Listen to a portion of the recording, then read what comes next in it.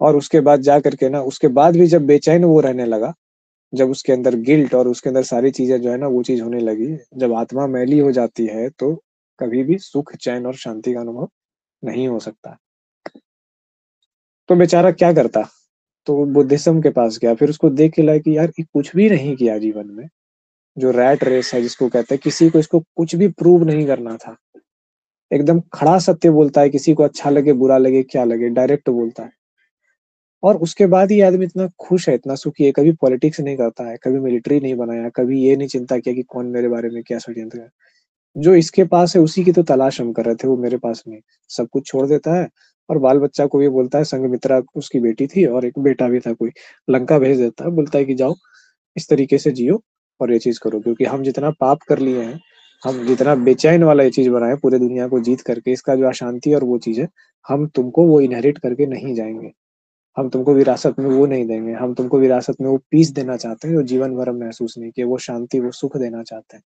तो इन्होंने क्या किया कि अपने दोनों बच्चों को बोला कि जाओ आप बुद्धिस्ट बन जाओ, बुद्धिस्ट बना करके निकाल दिया। तो ये जो पूरा का पूरा आप सिस्टम देख रहे हो कि कैसे कैसे ह्यूमन डिजायर्स चेंज हो रही है, चीजें चेंज हो रही है।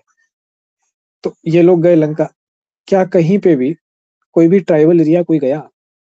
कोई नहीं गया, ट्राइबल एरिया वहीं का वहीं अछूता रह गया। तो जब हम उसकी स्टडी करेंगे और जब हम अपने समाज की स्टडी करेंगे तो क्या होगा? बहुत ज्यादा अंतर आएगा ना देखने में। हमारा समाज अलग अलग समय पर अलग अलग चीजों से प्रभावित हुआ है, अलग अलग मूवमेंट से, पॉलिटिकल मूवमेंट से, राजाओं से, गुरुओं से, इन्फ्लुएंसर से, फिलोसफर से, थिंकर से, और उनका समाज जो है एक अलग वे में है। तो क्या आपको यहाँ पे ट्राइबल साइकोलॉजी एक टर्म उभरता हुआ दिख रहा है? Yes sir. आज ट्राइबल साइकोलॉजी नाम से कोई शब्द नहीं है, लेकिन भविष्य में आज से 100 साल, 150 साल या 200 साल बाद, या हो सकता है कि हम लोग के जीवन काल में भी एक ट्राइबल साइकोलॉजी या एक इंडिजिनस साइकोलॉजी नाम की चीज आएगी दुनिया में। एंथ्रोपोलॉजी से निकलेगी वो चीज, कि मानव शास्त्र का अध्ययन, कि उनके समाज और उनके विकास को वो चीज है, जब ह्यूमन अपने रूट्स को पढ़ रहे होंगे, कि अगर उन रूट्स में, उस टाइम लाइन्स में वो चेंजेस नहीं आए होते, वो रिलीजन्स नहीं आए होते, तो हम लोग क्या थे, और फिर वहां पे हम लोग कंपेयर करेंगे उन चीजों को अपने आप से। क्या करेंगे? Causal comparative research. किन किन चीजों ने हमारे संस्कृति, हमारे सभ्यता, हमारे मानसिकता, हमारे सिविलाइजेशन को किस किस पॉइंट पर किधर किधर मोड़ा। हिस्ट्री तो यही है ना, इसी को तो हिस्ट्री कहते हैं। अगर साइकोलॉजिकल पर्सपेक्टिव से आप हिस्ट्री को पढ़ते हैं तो ऐसे ही पढ़ते हैं। हिटलर के टाइम पे जब आप देखेंगे तो लोगों में क्या था कि ओवर नेशनैलिटी, ठीक है, अति राष्ट्रवाद। अब आप जो है ना दूसरों की हत्या करने पे उतर गए, कि वो जो है ना जर्मनी या फ्रांस है मान लीजिए, वो फ्रेंच है, मारो, फ्रेंच बुरा होता है। कहाँ गया लॉजिक आपका? फ्रेंच बुरा होता है? अगर आप युद्ध भी कर रहे हो तो अपना कॉन्शियंस, आत्मा तो साफ रखो, कि ये क्लियर हो आपके अंदर कि फ्रेंच बुरा नहीं होता, ये जमीन की लड़ाई है। फ्रेंच तुम भी आदमी हो, हम भी आदमी है, लेकिन ये मुद्दा जो है जमीन का मुद्दा है। अब यहाँ पे तो हमको लड़ना पड़ेगा आपसे, फोर्स करना पड़ेगा। तो माफ करना भाई, हम हिंसा कर रहे हैं, जो भी कर रहे हैं, इसको इस तरीके से अगर हम लोग सुलझा रहे हैं तो अब तो करना ही पड़ेगा। तो फिर आप क्या कर रहे हो? उस तरीके से जा रहे हो, है ना। आप में वो चीज नहीं है तो आप में कंफ्लिक्ट या मॉरल वो चीज कभी नहीं पैदा हो, वो चीज होगा। लेकिन क्या कर रहे हैं? ओवर राष्ट्रवाद में आप जानवर बन रहे हैं। फ्रेंच है, ये होगा तो उसको मारो, फ्रेंच को, ऐसे फ्रेंच खराब होता है, जहां फ्रेंच को देखो बम से उड़ा दो। फ्रेंच का बच्चा है, अरे फ्रेंच की अगर बच्ची दिख गई, लड़की दिख गई, तो बस उसके साथ दरिंदों वाला व्यवहार करो। तो ये क्या हो रहा है? तो गड़बड़ चीजें आप कर रहे हो। कभी भी किसी भी कॉन्फ्लिक्ट में ना इतना ग्रेस जरूर रखना चाहिए कि आप व्यक्ति से नफरत ना करें, ठीक है, आप व्यक्ति से झगड़ा ना करें। आप बहुत क्लियर होकर के ना ये चीज पे स्पष्ट हो कि दोनों के बीच कन्फ्लिक्ट ऑफ इंटरेस्ट है, कोई एक चीज है जिसको लेकर इंटरेस्ट है, ठीक है। आप उस व्यक्ति को हार्म नहीं करेंगे, ठीक है, इतना भी नीचे नहीं गिर जाना है। एक कॉन्फ्लिक्ट ऑफ इंटरेस्ट है, सिर्फ इंटरेस्ट पर, कोई दुश्मनी नहीं है किसी से। तो इस तरीके से आप चीजों को देखेंगे और चलेंगे तो क्या होगा? शांति रहेगा। लेकिन हम लोग क्या करते हैं? प्रिमिटिव मोड में चले जाते हैं, हम एक डेला को कर लेते हैं एक्टिवेट, हम उसको मार देंगे, हम इसको ये कर देंगे, वो खराब आदमी है उसका जीवन खराब कर देंगे, षड्यंत्रों में चले जाते हैं। क्या जाता है? आपकी शांति चली जाती है, सुख चला जाता है। चीजों का कॉज समझना, कंपैरिजन करना, बस इसी तरीके से आप देखिए कॉजल कंपैरेटिव रिसर्च को। कुछ विशेष नहीं है। एंथ्रोपोलॉजी के दृष्टिकोण से अगर आप देख रहे हैं तो दो सिविलाइजेशंस का हमने कंपेयर किया। एक सिविलाइजेशन जिसको हम लोग मेन स्ट्रीम सिविलाइजेशन कहते हैं, है ना, जो हम लोग की मुख्य धारा की जो संस्कृति सभ्यता है, जिसमें चेंजेस होते रहते हैं, कोई ना कोई आदमी आके चेंज करते रहता है। और एक जो है उसमें भी चेंजेस हो रहा है, लेकिन वो एकदम अलग अछूता है, ठीक है? उधर का कोई भी व्यक्ति इधर आके जज नहीं कर रहा है, इधर का कोई भी व्यक्ति उधर आके जज नहीं कर रहा है। तो ये एंथ्रोपोलॉजिक पॉइंट ऑफ व्यू जो होता है ना, ये एक बहुत अच्छा तरीका है इसको कॉजल कंपैरेटिव रिसर्च को समझने का। इसको आप लोग जो है ना, अब इतना तो जितना हम एक्सप्लेन किए हैं, वो तो आपको किताब की तरह नहीं लिखा पाएंगे, तो आप इसको पॉइंट में लिख लीजिए। एंथ्रोपोलॉजिकल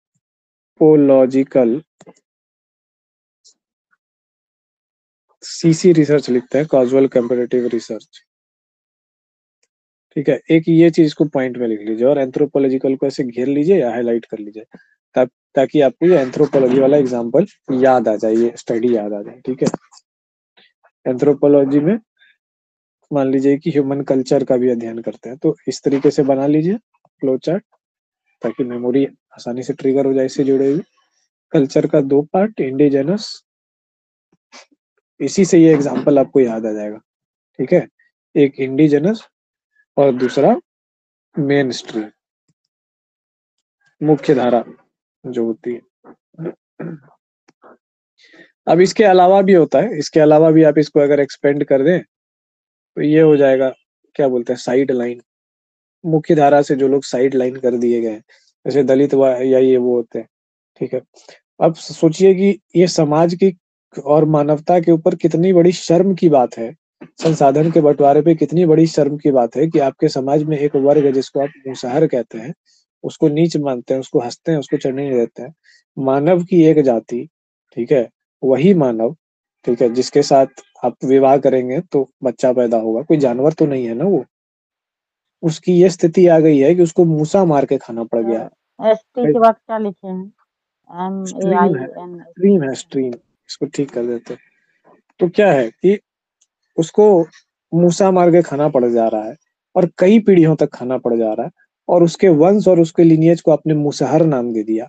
अब उस वंश और उस लिनियज में जो भी बच्चा पैदा होगा, आप उसको क्या कहेंगे, ये तो मुसहर है, इसका मूसा मार के खाता है। समाज में ये चीज कितनी गलत है, ये मतलब कितना बड़ा अपराध है मॉरली जो है, नैतिक हिसाब से देखिए, कैसे देखिए, एक तो बेचारे को संसाधन नहीं दिया। आप कहते हो कि विश्व गुरु है, दान की संस्कृति है, ये वो जो है, खाली चंदन लगाते हो और ये वो करते हो। क्या बता रहा है ये? हाशिए पर जो ग्रुप्स हैं, उनका एग्जिस्टेंस क्या दिखा रहा है? ये दिखा रहा है ढकोसला। ठीक है, कि आप ट्रूथ को नहीं, आप झूठ को लेकर के चलते हो, राम नाम जपते हो, अध्यात्म की बातें करते हो, भागवत कथा देखते हो, लेकिन कर्म से जो है ना, धर्म टोटली एब्सेंट है आपके। दान की बातें करते हो, महिमा का बखान करते हो रिलीजन के, लेकिन कर्म जो है ना, वहां पे कहीं रिलीजन दिखाई नहीं पड़ता, आपके बोलियों में केवल शहद टपक रहा है और कर्मों में एकदम आघात। तो ये जो साइड लाइन जो चीज है जिसको कहते हैं हाशिए पर के लोग, उनका एग्जिस्टेंस किसी समाज में क्या बता रहा है? ठीक है, तो ह्यूमन कल्चर को इस 3 पार्ट में अगर आप बांट दीजिए, ठीक है, साइड लाइन में हम जान के डॉट डॉट डॉटेड दिए थे पहले, कि वो दिखाई नहीं पड़ता है। ठीक है, हम लोग समझते हैं कि एक मेन स्ट्रीम है और एक इंडिजिनस है, जिसमें इंडिजिनस में ट्राइबल आते हैं, ये दोनों दिखाई पड़ते हैं, साइड लाइन दिखाई नहीं पड़ते। तो वही है कि जीवन में अच्छे काम बहुत है करने के लिए, बहुत सारा अच्छा काम है, इतना अच्छा काम है ना करने के लिए, कि अच्छा काम करके खुशी मिलेगा ना, अब इतना खुश रहिएगा ना कि सब दुख भूल जाइएगा। अच्छा काम करिएगा तब तो साइड लाइन के लिए काम कर लो। ठीक है, मेंटालिटी है लोगों को, वो चीज है वो कर लो, एजुकेशन के लिए काम कर लो, कितना सारा अच्छा काम है। मतलब ठीक है, आप रोटी बाटी कर रहे हो बस, तो कुछ भी, उसके अलावा भी बहुत सारा मजे मजे में बहुत सारा अच्छा काम कर सकते हो, मौज में रह सकते हो। तो ह्यूमन कल्चर पे ये चीज गए यहाँ पे, इस चीज को आप लिख लीजिए, ताकि ये आपको ये डिटेल्ड जो है ना एंथ्रोपोलॉजी वाला एग्जाम्पल याद आ जाए। ठीक है, मेन स्ट्रीम में भी छोटा छोटा हम लिख देते हैं, गुरु, शासक,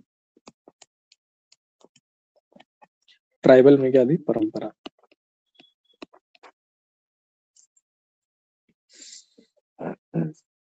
और साइड लाइन जो है, ये तो बेचारा एब्सेंस से ही जो है ये हो रहा है। ये तो आज तक जो है वेट ही कर रहा है कि हमको कब समाज के मुख्य धारा में जो है शामिल होने का अवसर मिलेगा। अब बेचारा कोई मनुष्य है, ठीक है, अब वो इसके लिनियज में, इसके वंश में पैदा हो गया, उसको कोई दूसरा मनुष्य पसंद आ गया, उससे प्रेम कर बैठा, इसके घर वालों ने उसकी हत्या कर दी, साला मुसहर होकर के तुम जो है, मतलब कैसे तुम ब्राह्मण का लड़का पे हाथ लगा दी तुम लड़की, या ऐसे वैसे कैसे तुम केस वेस कर दी, ठहरो, जाके झोपड़ी उसका जला दिया, पूरा जीवन उसने खत्म कर दिया। तो जो दरिंदगियां हैं, ये चीजें हैं, ये साइड लाइन वाले लोगों को क्या बता रही है कि आप एबसेंट हो, आप मैटर नहीं करते हो हमारे लिए। ठीक है, और हम आपकी तरफ दया भाव से नहीं देखेंगे। हम प्राइड भाव से जो है ना आपको ये चीज़ करेंगे। एससी-एसटी का बारात जा रहा है, ठीक है? जनरल वाले के मोहल्ले से जा रहा है, राजपूतों के मोहल्ले से जा रहा है, जो है तो क्या कर रहा है राजा घोड़े पे चढ़ा हुआ है, ठीक है? नाच-गाना कर रहा है, देख के पिर-पिर लग रहा है, अरे तेरी तुम लोग घोड़ा पे चढ़ेगा रे, हैं? तुम लोग साला ये करता है, तुम लोग डीजे बजाता है रे, तुम लोग अश्लीलता फैलाता है, ठहर बताना है सबको। सबको उतारता है, गया 4 गो बंदूक लेके, उतर घोड़ा चढ़ के। यहाँ से शांति से जाएगा, हल्ला कर रहा है हम लोग के मोहल्ला में, हम लोग को दिखा रहा है, हम लोग को चिढ़ा रहा है, हैं? यहाँ से जो है ना इस गली से इस मोहल्ला से जाएगा ना, यहाँ से शांति से जाएगा, उसके बाद तुमको जो करना है करते हुए जाओ। तो इस सुन के भले ही लगता होगा ना कि हम 90 के दशक की बात कर रहे हैं, 80 के दशक की बात कर रहे हैं, पर ये दुर्भाग्य और तमाचा हम लोग के ऊपर 2024 की बात कर रहे हैं हम, ऐसी चीज़ है। कि किसी व्यक्ति के मात्र जो है ना एन्जॉयमेंट और वो चीज़ से, गाने बजाने से, बारात निकाल के जाने से, सज करके अपना वो खुशी मना रहा है, तो किसी को ये चीज़ लग रहा है कि हमको दिखा रहा है, हमको नीचा महसूस करा रहा है, हमको तुम नीचा महसूस नहीं करा सकता। तो दिस टाइप ऑफ सिक मेंटालिटीज़ समाज में इतनी भरी हुई है, क्या प्रोड्यूस कर रहा है? साइको, केवल साइको प्रोड्यूस कर रहा है, साइको नेशन एकदम बन गया है, एक पे एक साइको है। तो और उसके बाद साइको तो है लेकिन मान नहीं रहे हैं कि साइको है, तो साइकोलॉजिस्ट भी बेरोजगार है बेचारा। अरे कम से कम मानो तो, देखो तो, जाओ तो चीज़ों को सही करने के लिए, लोगों को रोज़गार भी मिलेगा साइकोलॉजिस्ट लोगों को, वो भी नहीं करना। पूरा का पूरा यही इस एग्ज़ाम्पल को हम लोगों ने एक तो एंथ्रोपोलॉजिस्ट को देख लिया, उसके बाद एक छोटा-सा बस 1 मिनट और लेंगे आप लोगों का, ठीक है? एक एग्ज़ाम्पल ले लीजिए, एग्ज़ाम्पल ये क्या चीज़ का एग्ज़ाम्पल है सर? ये है इकोनॉमी का। इकोनॉमी के इस एग्ज़ाम्पल में हमारे लिए क्या है सर? इकोनॉमी के एग्ज़ाम्पल में है कंट्री है ए और कंट्री है बी। दोनों की इकोनॉमी को आप कंपेयर कर रहे हैं और कंपेयर करके कारण ढूँढ रहे हैं। जैसे हम लोग कहते हैं ना अक्सर कि भारत और चाइना का हम लोग ज़िक्र करते हैं कि चाइना जो है भारत से कितना नीचे था, कहाँ था चाइना? हम लोग सोच भी नहीं सकते थे, हम लोग हँसते थे। और 90 के दशक में जब हम मैगज़ीन वग़ैरह पढ़ा करते थे उस टाइम पे, तो उस टाइम पे मैगज़ीन्स में हम पढ़ते थे आउटलुक में, इंडिया टुडे में कि चीन को जब न्यूज़ इंडियन मीडिया और ये वो कहता था कि गरीब का देश है, वहाँ बहुत गरीबी है, लोगों को खाने नहीं मिल रहा है, जीवन स्तर बहुत नीचे है, देखो हमारे इंडिया में एरोप्लेन है, डाक है, तार है, ये वो है। तो एनालिस्ट लोग कहते थे ना, वो लोग उसी समय प्रेडिक्शन करते थे 1998 में, 99 में, जिस टाइम पे हम मैगज़ीन्स में पढ़ा करते थे। तो ये चीज़ उसी में प्रेडिक्शन हुआ करता था कि जो है ना कि चीन सोया हुआ ड्रैगन है। हमको बहुत अच्छे से याद है बचपन में जब वो चीज़ों को हम पढ़ रहे थे, हमको मेरे माइंड पे छप गया था, एक फ़ोटो निकला था, एक ड्रैगन था, वो सोया हुआ था और 4 लोग जो है ना उसका मज़ाक उड़ा रहे थे, जो धोती-कुर्ता और ये वो पहन कर के, वो कार्टून और उसपे लिखा हुआ था। वो पहला जो है ना वो कोई लेख था जो कि बहुत ज़्यादा फ़ेमस हुआ था इंडिया में और वहाँ से वो चीज़ हुई कि चीन जो है सोया हुआ ड्रैगन है, तो हम उसको पढ़े। हमको बहुत सही लगा कि मतलब कितना अच्छा जियोपॉलिटिक्स और इकोनॉमी का एनालिसिस किया गया है। तो वो टाइम जो है वो क्या होता है कि उस टाइम पे ये जो चीज़ है, इतनी गज़ब की चीज़ थी ना मतलब वो आर्टिकल कि वो कह रहा था उसमें साफ-साफ लिखा हुआ था कि दुनिया में 2020 जो है ना, 2020 तक दुनिया में एकमात्र पावरफुल कंट्री होगी चाइना और अमेरिका से जो है पावर छीन करके चाइना के पास आके एस्टेब्लिश हो चुका होगा।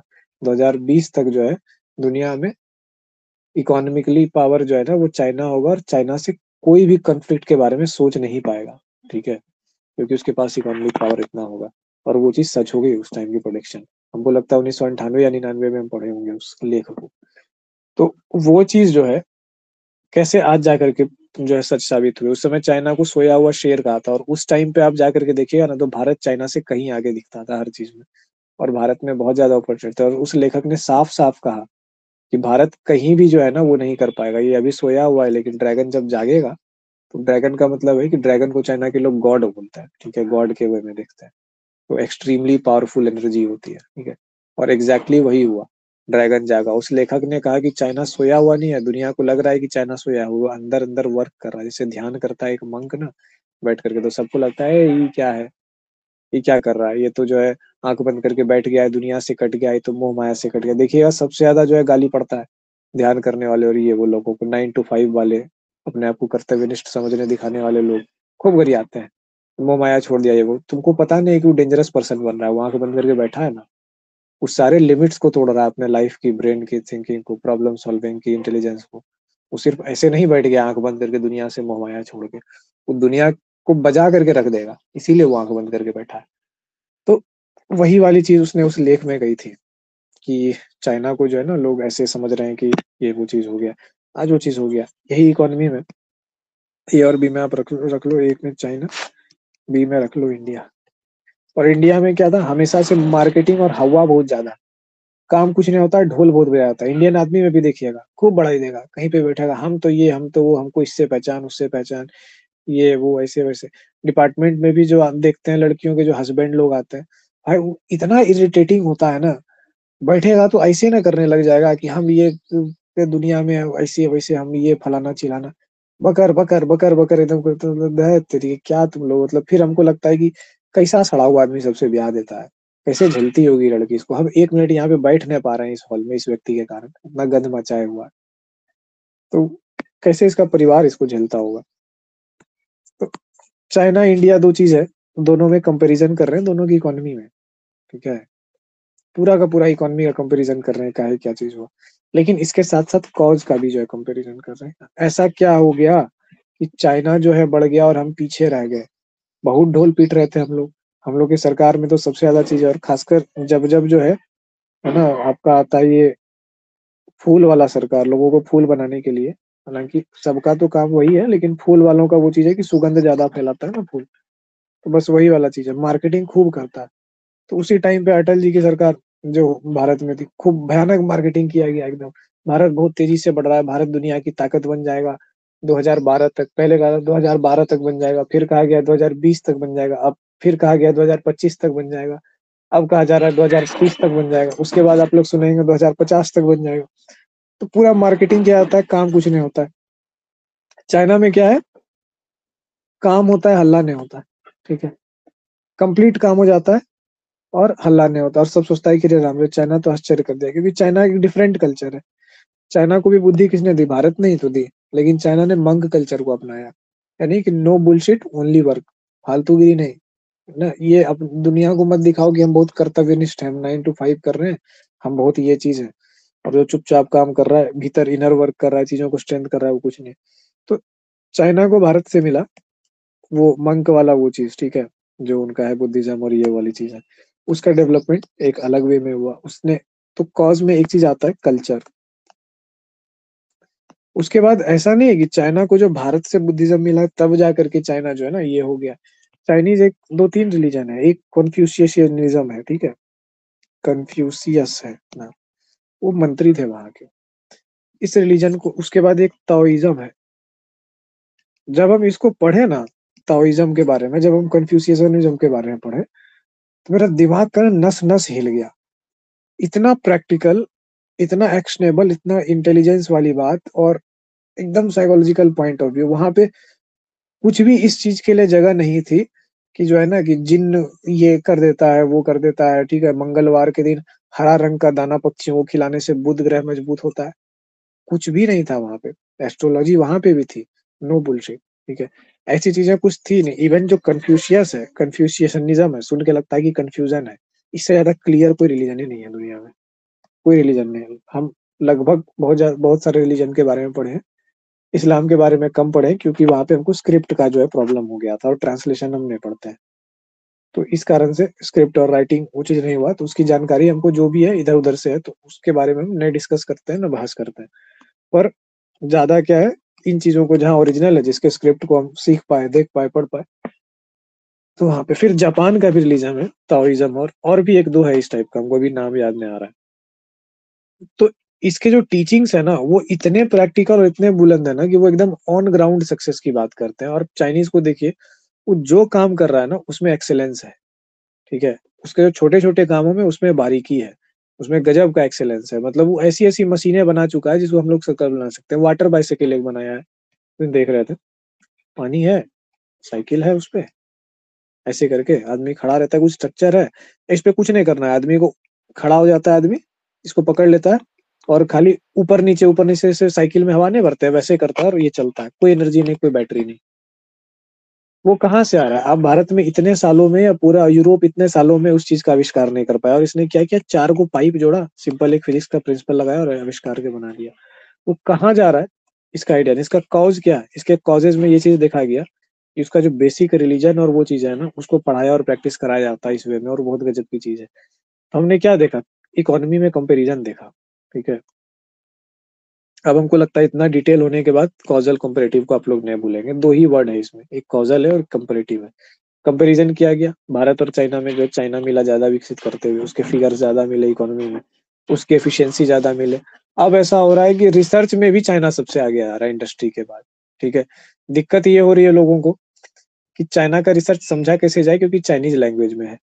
तो उसके पास अपना एक वो चीज भी हो रहा है, ठीक है, कि मेरा रिसर्च बाहर नहीं जा रहा है, और वो एक एक दिशा में बढ़े जा रहा है कि कोई इसको छू नहीं पाएगा। एक टाइम के बाद ऐसे होगा जैसे पूरी दुनिया इंग्लिश लैंग्वेज हम लोग ऐसे जानते हैं, आगे कुछ कुछ एक पीढ़ियों के बाद यह हो सकता है ना कि चाइनीज लैंग्वेज की तरफ जो है ना पूरा दुनिया को सीखना पड़ जाए, कि चाइनीज लैंग्वेज सीखेंगे वर्ल्ड लीडर के रूप में ना। कॉजेस पे अध्ययन करने लगे उसके, क्या हो गया, कॉजल कंपैरेटिव रिसर्च। थोड़ा सा और टाइम दे दीजिए इसको, दूसरे दिन हम एक्सपेंड नहीं करना चाहते। ये नहीं कि एक दिन का काम 4 दिन हो रहा है, खींचे जा रहे हैं, खींचे जा रहे हैं सर, जो है लंबा खींचे जा रहे हैं एकदम, महीने, है ना। बस एक सप्ताह का क्लास को जो है आप कर दिए हैं 3 महीना, और पूरा एकदम फीस हम लोग से टाने जा रहे हैं सर, हम लोग से नेट निकल नहीं रहा है, आप बहुत गलत कर रहे हैं। तो हमको ये काम मत कर लीजिए, थोड़ा आप लोग होल्ड कर लीजिए। 12 बजे तक आप लोग बोले थे ना, कभी क्लास लंबा चल जाए बर्दाश्त कर लेना, सीख ही रहे हैं, कुछ नुकसान नहीं हो रहा है आप लोगों का। रेट्रोस्पेक्टिव एक हो गया, दूसरा क्या हो गया, प्रोस्पेक्टिव। बहुत सिंपल है, कोई दिमाग नहीं लगाना। रेट्रो मतलब पीछे का, पास्ट का, प्रोस्पेक्टिव मतलब फ्यूचर का। अब देखिए रेट्रोस्पेक्टिव में क्या है, ये क्या था, रेट्रोस्पेक्टिव में हम लोग देख रहे हैं चाइना और इंडिया में जो है, इंडिया पीछे रह गया, ठीक है।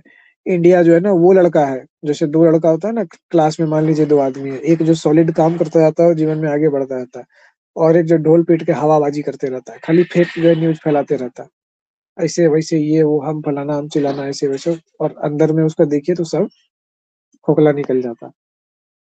प्रोस्पेक्टिव, ऐसा क्यों हुआ, इंडिया और चाइना पीछे क्यों रहा, क्या किया, रेट्रोस्पेक्टिव में गए, पास्ट, है ना, पास्ट में देख रहे हैं, टाइम में जो है पीछे जा करके, टाइम में कहा, नीचे जा करके, पीछे जा करके देख रहे हैं कि जो जो चीजें हो चुकी है उसमें हम लोग कर रहे हैं। तो जब रेट्रोस्पेक्ट में हम लोग इन्वेस्टिगेट करते हैं तो उसको कहते हैं रेट्रोस्पेक्टिव सीसी रिसर्च, यानी retrospective causal comparative research.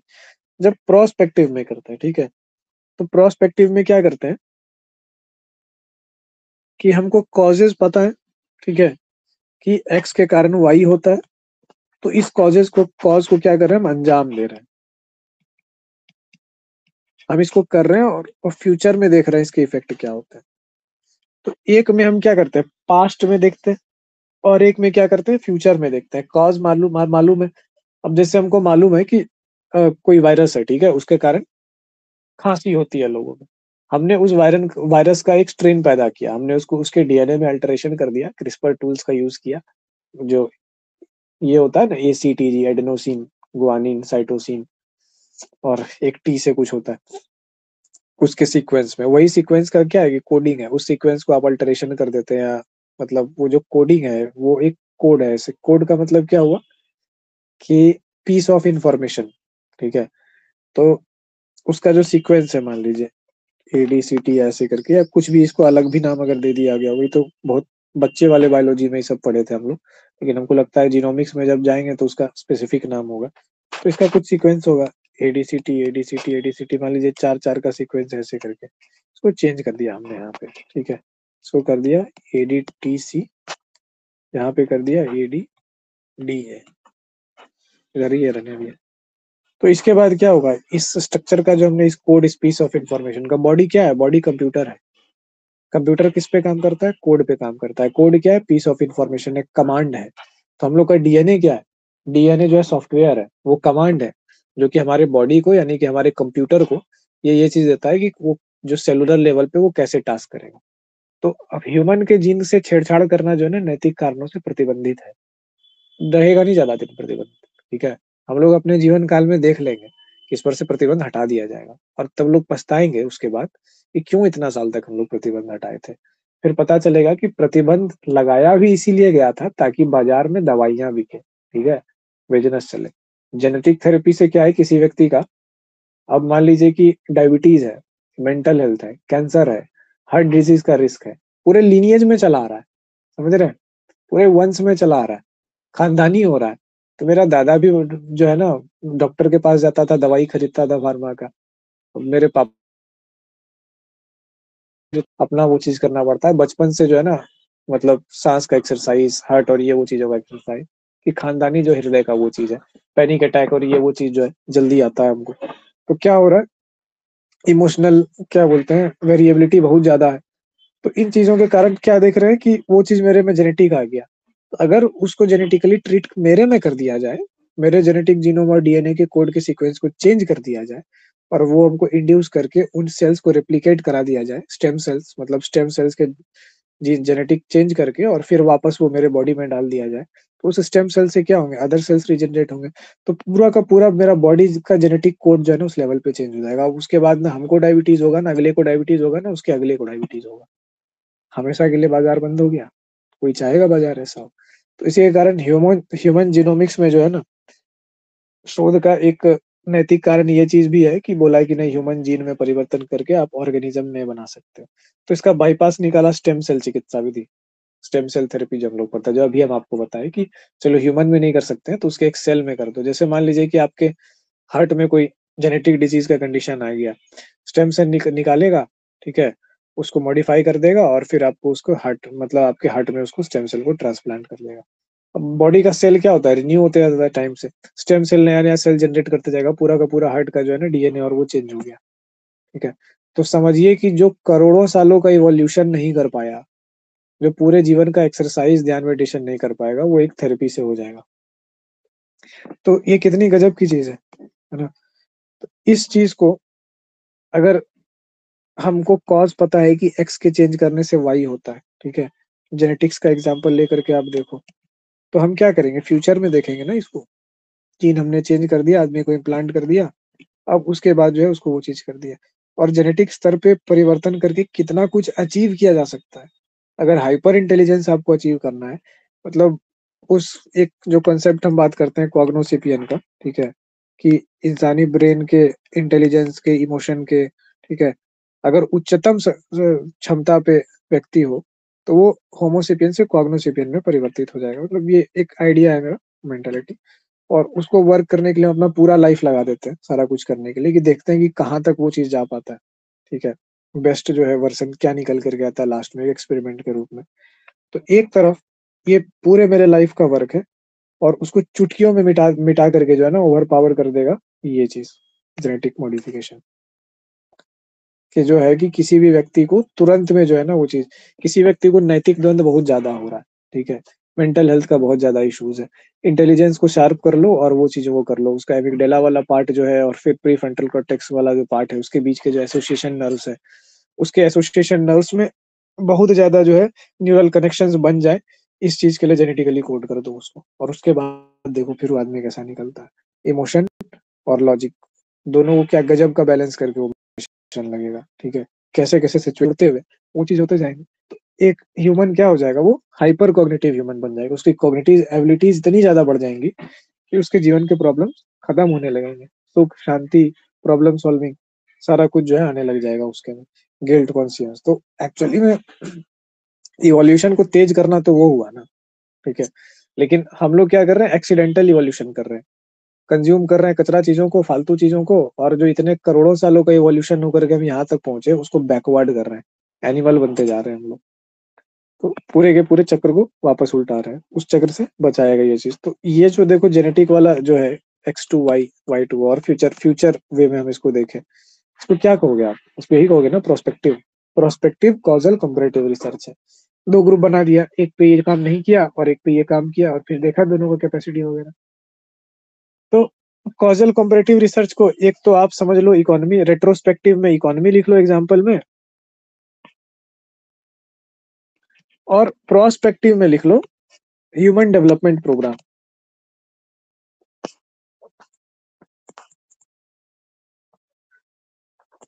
World को कौन चलाता है? ह्यूमन। और ह्यूमन अगर डेवलपमेंट के एक्सट्रीम पे पहुंच जाए या एक मेथड बन जाए कि कैसे किसी ह्यूमन को उसके एक्सट्रीम पोटेंशियल पे, उसके ब्रेन और कॉग्निटिव एबिलिटीज के एक्सट्रीम पोटेंशियल पे ले जाके ट्रेन करके उसको वो बनाया जा सकता है, तो आप क्या कर सकते हैं? वर्ल्ड को चेंज करने वाले ह्यूमंस को मैन्युफैक्चर कर सकते हैं, डेवलप करके, उसको डेवलप करके जो है उस जोन में ला सकते हैं। आप लीडर्स बना सकते हैं जो वर्ल्ड को गाइड करे, सही दिशा में ले जाए या वो चीज करे। तो ये ह्यूमन डेवलपमेंट प्रोग्राम जो है ना, ये एक एग्जांपल में लिख लीजिए आप लोग, किसके? प्रोस्पेक्टिव वाले के, रेट्रोस्पेक्टिव और प्रोस्पेक्टिव। तो यही है पूरा का पूरा कॉजल कंपैरेटिव रिसर्च, आज खत्म हो गया। ठीक है, क्या है और कितने टाइप है। अब इसके फीचर जो है ना, इसके फीचर्स हम नहीं बताएंगे आपको, हम आपको टास्क देते हैं इतना समझाने के बाद। अब आपका ब्रेन और लॉजिक कितना डेवलप हो जाना चाहिए, सुन भाई, सुन करके और समझ करके। अगर जो समझा होगा, ठीक है, ये परीक्षा है आप लोगों की, टेस्ट, जो व्यक्ति समझा होगा ना, वो उसके गुण और विशेषताएं लिख करके ले पाएगा और लिमिटेशंस भी लिख करके ला पाएगा। ठीक है, एक्चुअल चीज हम आपको पढ़ा रहे हैं यहाँ पे, हम आपको स्पून फीडिंग नहीं करा रहे हैं कि सब कुछ आपको चम्मच में डाल दिए कोचिंग की तरह। उस चीज करने का, अगर हम वो चीज आपको करते तो फिर हम आपसे पैसा नहीं ले पाते, हमको वो चीज अपराध लगता। तो हम एक्चुअल चीज आपको पढ़ा रहे हैं और सिखा रहे हैं, तो हमको देखना है कि आप लोग कितने सीखे हैं, पढ़े हैं, और आप एक्चुअल एजुकेशन का टेस्ट दीजिए कि हमने जो चीज आपको पढ़ाया, इसके दो चीज आपको लिख करके लाना है, गुण विशेषताएं और सीमाएं। अगर आप इसको प्रश्न के रूप में चाहते हैं तो हम लिख देते हैं कॉजल कंपैरेटिव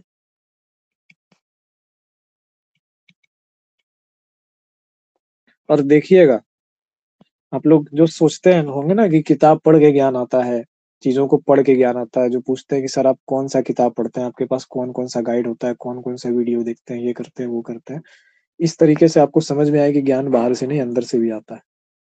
अगर आपका ज्ञान को प्राप्त, मतलब क्या बोलते हैं कि उसको मेथड अगर आपको पता है कि नॉलेज को कल्टीवेट कैसे करना है, तो जब आप लोग आंसर लिख करके आएंगे ना, कोई भी कहीं पे भी खोजिएगा मत। ठीक है, कहीं पे भी नहीं खोजना है, किसी भी चीज में देखना ढूंढना नहीं है आंसर को, किसी भी किताब को नहीं पढ़ना है। और इसको आज आज बनाइएगा, ये नहीं कि जो है कल बना लिए परसों बना लेंगे सर, इसको आज बनाइएगा। कॉजल कंपैरेटिव रिसर्च की विशेषताएं, विशेषता या गुण एक ही बात हो गया, विशेषताएं एवं सीमाएं क्या क्या है। ये क्वेश्चन है, इसको बना करके लाना है। और ये मत सोचिएगा कि सर को बना करके लाएंगे, ये चीज भूल जाइए कोई भी अगर स्टूडेंट है मेरे, तो कि सर क्या सोचेंगे या सर को इम्प्रेस करना है, ये